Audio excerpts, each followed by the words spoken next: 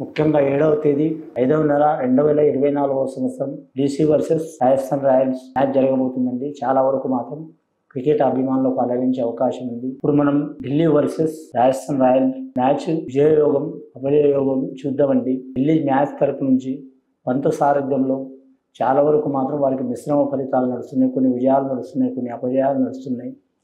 కానీ మాత్రం ఢిల్లీ తరపున మాత్రం చాలా వరకు మాత్రం బ్యాట్స్మెన్లు కూడా రాణిస్తున్నారు, అలాగే బౌలర్లు కూడా రాణిస్తున్నారు, ఫీల్డర్లు కూడా రాణిస్తున్నారు. కానీ కొన్ని కారణాల వల్ల చికాకులు వల్ల ఇబ్బందులు నడుస్తున్నాయి.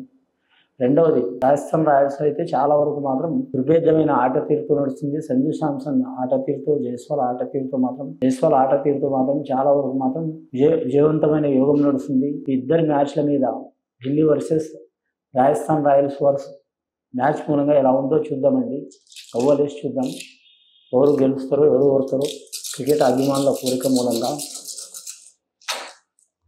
ముఖ్యంగా 6 ఓవర్లు పడ్డాయండి. ముఖ్యంగా ఈ ఢిల్లీ వర్సెస్ రాజస్థాన్ మ్యాచ్లో మాత్రం చాలా వరకు మాత్రం బౌలర్ల ఆధిపత్యం నడిచే అవకాశం ఉంది. అలాగే మాత్రం మిడిల్ ఆర్డర్ బ్యాట్స్మెన్ల ఆధిపత్యం కూడా నడిచే అవకాశం ఉంది. అలాగే ఆల్రౌండర్ల ఆధిపత్యం కూడా నడిచే అవకాశం ఉంది. అలాగే పవర్ ప్లే కూడా మాత్రం కీలకమయ్యే అవకాశం ఉంది. టాస్ కూడా కీలకమయ్యే అవకాశం ఉంది. రెండు టీంలకు, రాజస్థాన్ టీంకైనా సరే ఢిల్లీ టీంకైనా సరే మాత్రం టాస్ కీలకమయ్యే అవకాశం ఉంది. ఢిల్లీ తరపు నుంచి వారు కూడా మాత్రం ముఖ్యంగా ఓపెనర్లు, అలాగే మిడిల్ ఆర్డర్కి సంబంధించిన వారు, ఆల్రౌండర్లు కూడా వాళ్ళు కూడా రాణించే అవకాశం ఉంది.